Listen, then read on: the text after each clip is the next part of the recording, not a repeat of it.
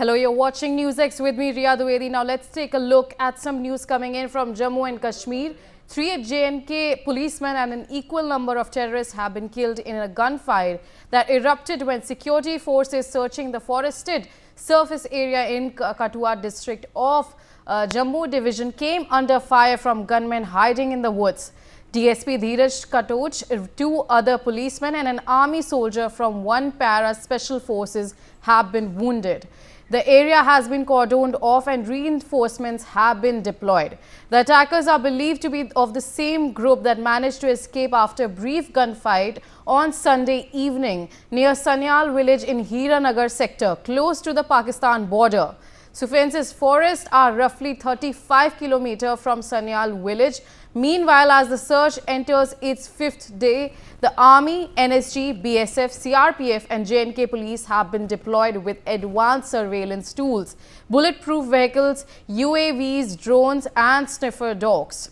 Meanwhile, some breaking news coming in. Search operations have resumed at dawn in Kathua as security forces continue the hunt for the remaining terrorists. We have with us my colleague Ajay Jandyal joining us on the telecast. Ajay, what are the details that are coming in terms of the search op that is carried out by the security forces in Jammu and Kashmir?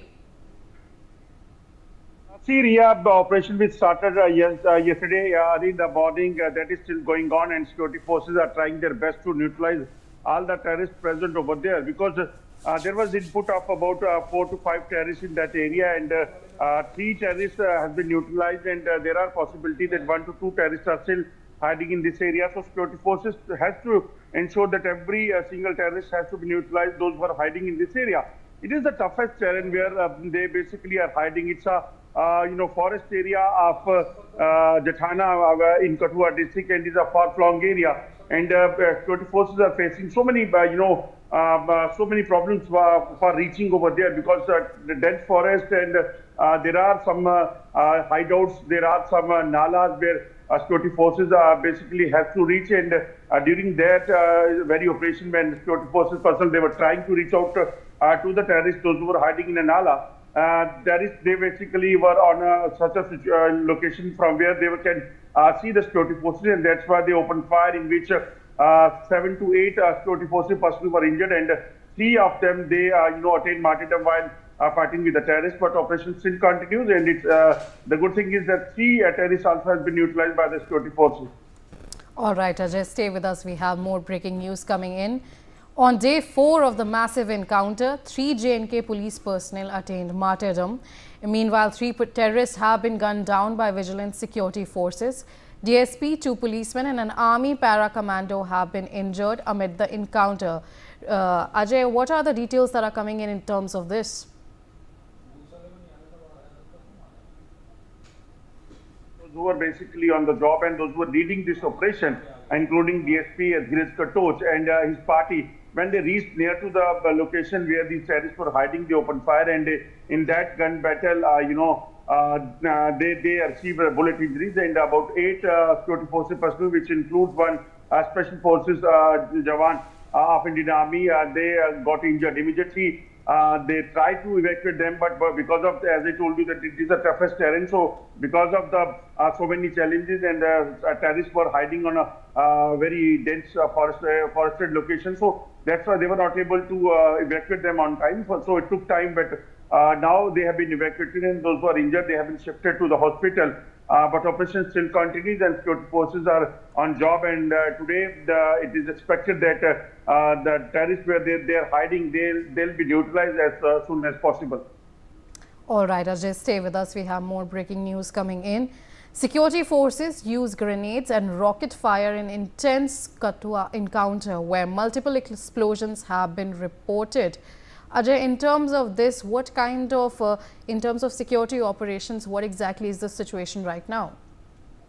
Situation is still tough, because situation is still tense and tough because of the terrain where security forces are doing this operation, because it is not on the roadside. It is deep inside the forest area in jungle, and they are moving very tactically. They are trying to reach to these terrorists. And terrorists, as I told you, they are hiding in the nalas, in the hideouts, and to break that hideout. They are using forces are using grenades, rocket launcher, and other ammunition to ensure that every terrorist has to be neutralized as soon as possible. As I told you, because Pakistan want to disturb peace over here in the Jammu and Kashmir, because they know that what is happening in Khyber Pakhtunkhwa, Balochistan, that basically is something which is showing the world that how Pakistan is facing this tough time because of the terrorism which they have created by their own. So that's why they wanted to disturb peace in the Jammu and Kashmir, and that's why they pushed these terrorist group over here in the Kathua district from Hiranagar sector area. So forces, they are on the job and they are trying their best to neutralize that. We also have with us Major General Sudhakarji, defense expert, joining us on the telecast. Major General Sudhakarji, thank you so much for joining us on the telecast. As we are seeing for quite some time that there's an operation in Kathua that has been going on, and currently 3 terrorists have been neutralized, and there's a joint operation by J&K police, army, paramilitary forces. What's your understanding of the current situation there?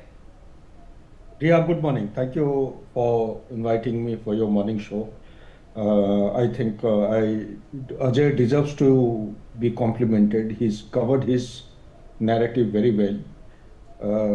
But allow me to dilate a couple of issues. There are certain things which are happening at the global level, certain things which are happening at the regional level, and certain things which are happening at the local level.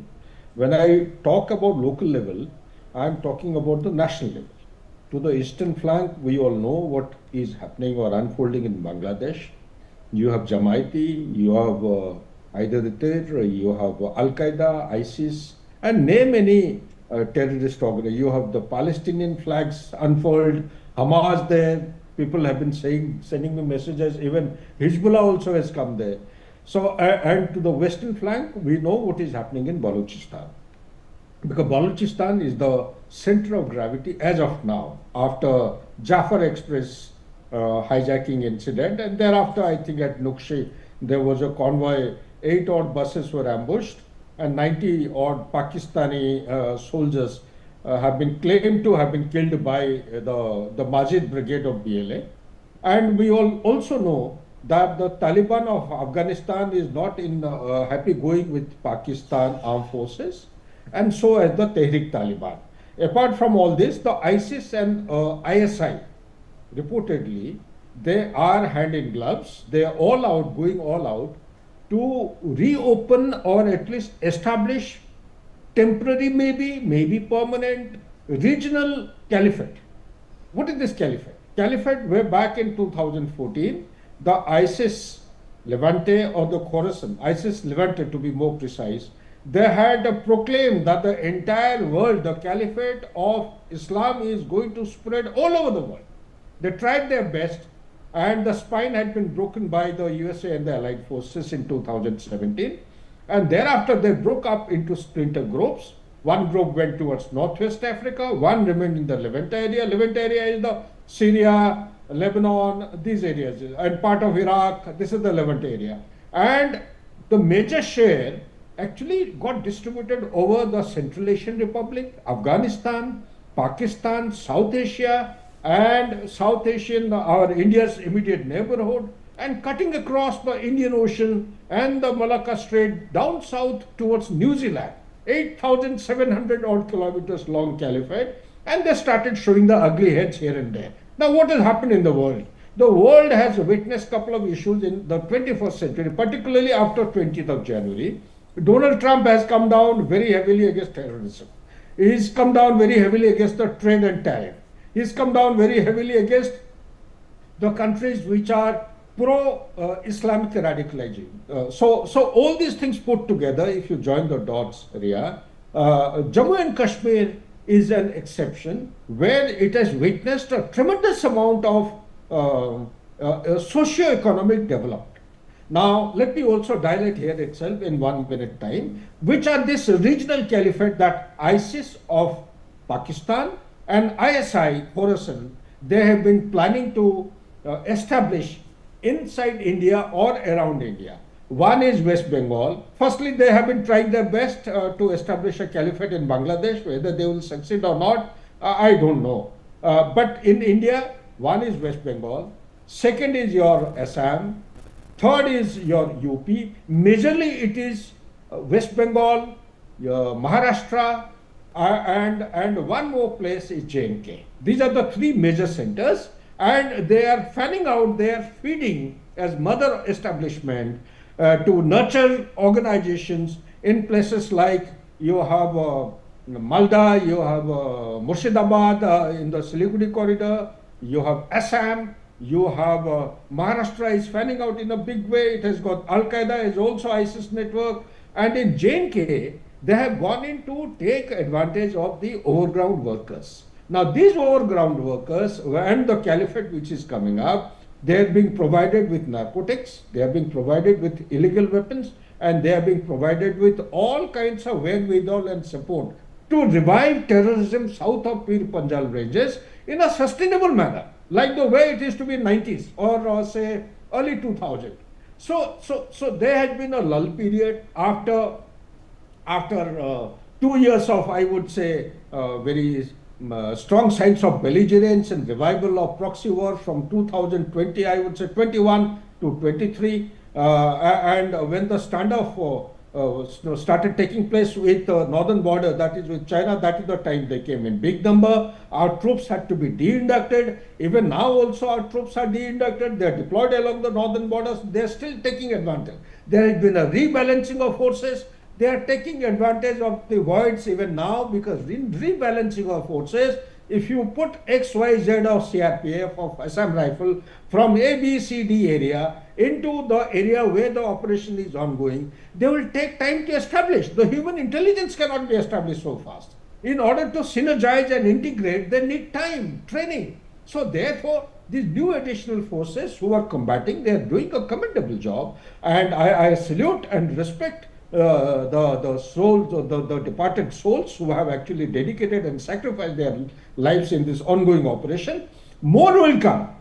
My input suggests that this proxy war is not going to actually die down. It is going to be continued by Pakistan ISI simply to divert the attention of the internal instability in Pakistan, simply to divert the attention of what is happening in Balochistan, simply to divert the attention of demands of the Tehrik-Taliban of Pakistan, demanding three things. One is Sharia law, second is Pashtunistan, creation of Pashtunistan, and third is a parallel government. They want to disrespect and disregard the existing civil administration of Pakistan, at least to start with, in Khyber Pakhtunkhwa. And they want to expand this particular Sharia law further towards Punjab and towards down south, towards the line of control. This is the demand. ISI is going hell-bent, and they are being supported, by the way. Let me also remind you, they are being supported by none other than China. Now that Pakistan has been able to establish some kind of a foothold, revive, reset the ties with the Bangladesh,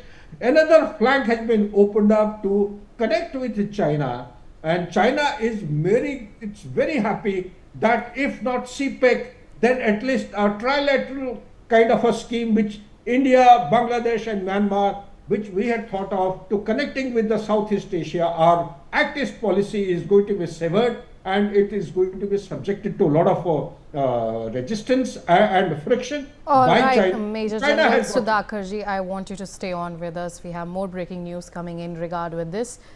Bodies of 3 martyred policemen yet to be retrieved.